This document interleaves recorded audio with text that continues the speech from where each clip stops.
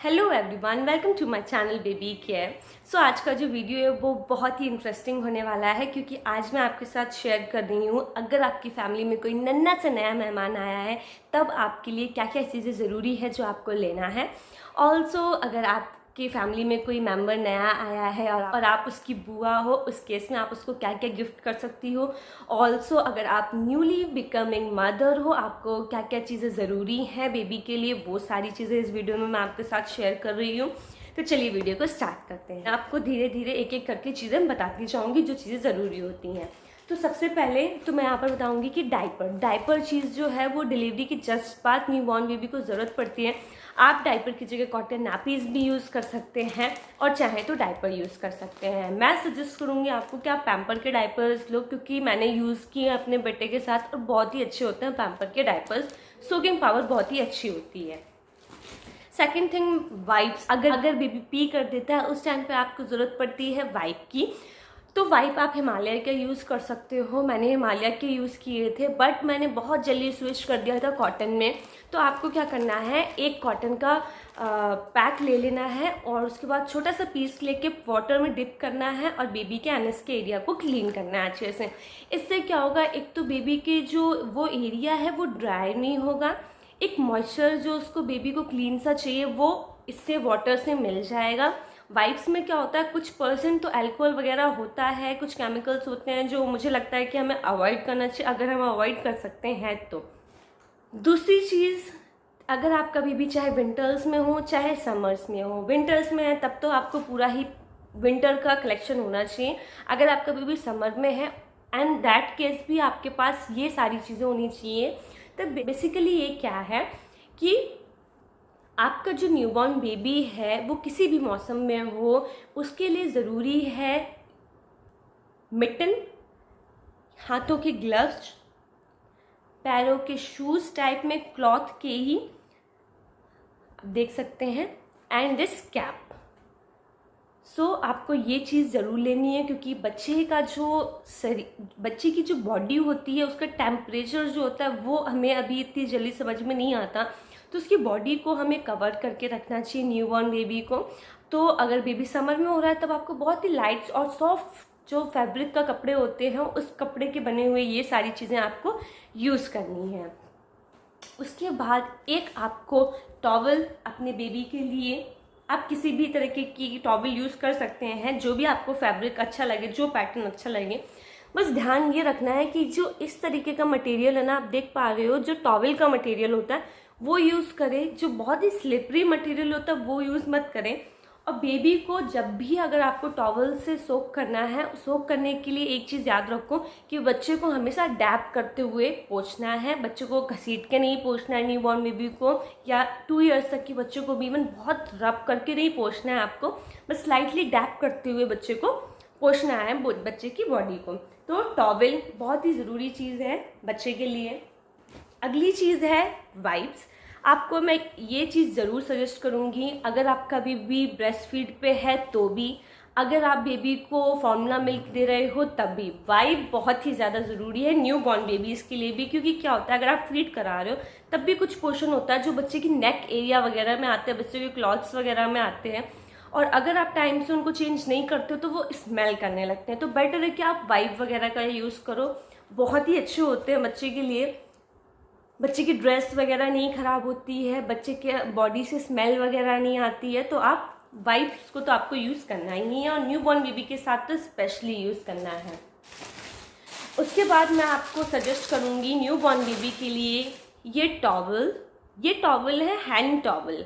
Baby को जब हमें हैंडल करना होता है, बेबी क्या होता है बहुत ही छोटा सा प्यारा सा होता है, उसको कैरी करना इट्स नॉट ईजी कि आप उठा लें।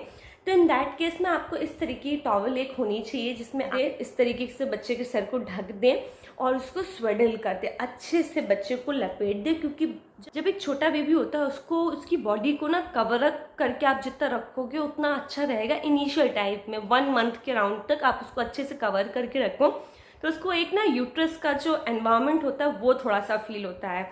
और डिलीवरी के जस्ट 3 दिन बाद आपको बच्चे को टीका करने के लिए जाना होता है। तो ये बहुत ही अच्छा होता है, हैंडी होता है। बच्चे को आराम से इसमें लपेट लीजिए और अच्छे से बच्चे को ले लो, तो बहुत ही अच्छा है। तो आपके पास एक इस तरीके की टॉवल आपको लेनी है न्यूबॉर्न बेबी के लिए। इसके बाद आपको लेना है न्यू बेबीज़ के लिए क्लॉथ्स। तो आपके अकॉर्डिंगली जो भी आपके लिए सुटेबल हो वो क्लॉथ्स, बट मैं सजेस्ट करूँगी कि जो भी क्लॉथ ले, लेकिन जैसे कि मेरे यहाँ जो फैमिली में बेबी हुआ है तो वो समर में हुआ है, तो मैंने इस तरीके के कपड़े लिए। एक चीज़ का ख्याल रखें कि जो बेबी के कपड़े लेना वो इस तरीके के बटन वाले लें। इससे क्या होगा कि इस समय क्या होता है, जब बेबी न्यूबॉर्न होता है तब आप उसको बहुत ज़्यादा उठा नहीं सकते हो, या उसके सर से बहुत ही नाजुक होती है बच्चे की बॉडी, तो आप उसको इस तरीके से बटन खोल के आराम से एक साइड करके पहना सकते हैं। तो इस तरीके के कपड़े लीजिए, बहुत ही अच्छे होते हैं बच्चों के लिए बटन वाले। पूरे वनजीज वगैरह मैं भी नहीं सजेस्ट करूँगी कि आप लो न्यूबॉर्न बेबी के साथ, क्योंकि डायपर वगैरह होता है, उनका जो नाभि में जो कॉर्ड लगा हुआ होता है, तो उन सब चीज़ों से बचने का सबसे अच्छा तरीका है कि आप ये बटन वाले कपड़े लें जो बच्चे की बॉडी में रगड़े नहीं। बच्चे की जो कॉर्ड पे एक क्लिप लगी रहती है वो इससे घसीटे नहीं, क्योंकि यहाँ पर थोड़ा सा इस तरीके से गैप हो जाता है बटन वाले क्लॉथ्स में, तो वो आराम से रहता है। और कोई पूरा वनजीज टाइप का पैटर्न होगा ना तो वो बच्चे के पेट में रगड़ेगा। तो आपको इस तरीके के क्लॉथ लेने हैं अपने न्यूबॉर्न बेबी के लिए, बटन वाले आराम से, और इस तरीके के छोटे छोटे पैंट्स लेने हैं। अगर आपका बेबी समर्स में हुआ है और अगर विंटर्स में हुआ है तब आपको पूरी किट लेनी है। तो क्लॉथ्स आप अपने हिसाब से जितने आपको लेने हैं आप उस हिसाब से ले सकते हैं।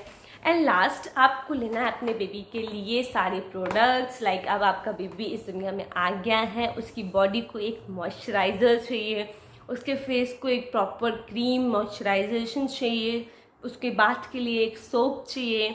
तो मैं ट्रस्ट हिमालय पे ही करती हूँ एटलीस्ट 6 मंथ तक, तो क्योंकि ये बहुत ही लाइट होते हैं।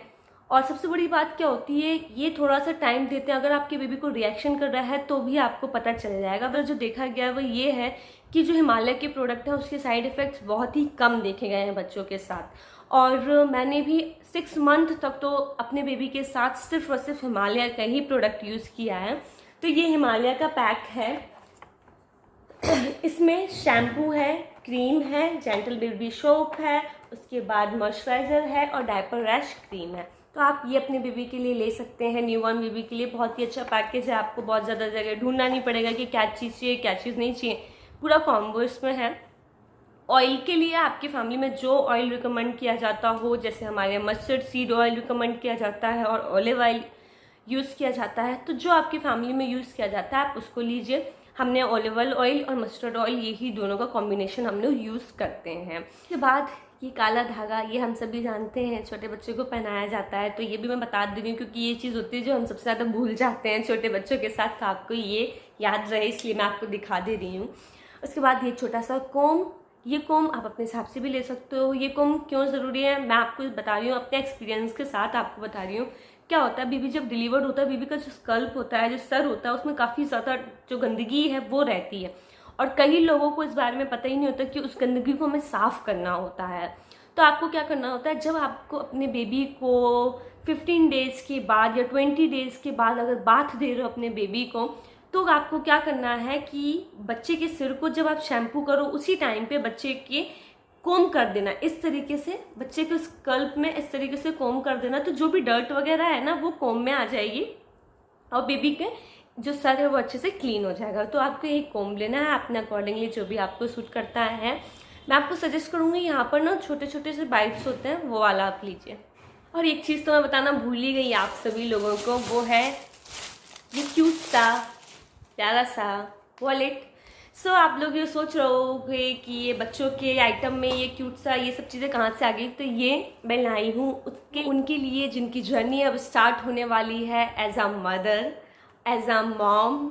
सो हम अपने न्यूबॉर्न बेबी के लिए या हमारी फैमिली में जो न्यूबॉर्न बेबी आता है उनके लिए तो बहुत सारी चीज़ें करते हैं, बट जो इस दुनिया में उसको लाता है या जिसकी लाइफ चेंज होने वाली है, अब एक नई जर्नी स्टार्ट होने वाली है, उनको हम कहीं ना कहीं भूल जाते हैं।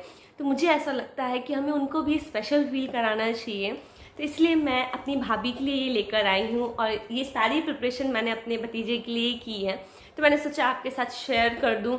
और आपको इन सब से काफ़ी आइडिया मिल जाएगा। मुझे भी बहुत अच्छा एक्सपीरियंस हुआ ये सारी चीज़ें खरीदते समय, मुझे भी एक अच्छा एक्सपीरियंस और एक अच्छी नॉलेज हुई। तो आई होप आपको मेरा ये वीडियो पसंद आया। अगर पसंद आया तो प्लीज़ मेरी वीडियो को लाइक कर दीजिएगा, मेरे चैनल को सब्सक्राइब कर दीजिएगा और नए लोगों के साथ शेयर करिएगा। Thank you for watching my channel.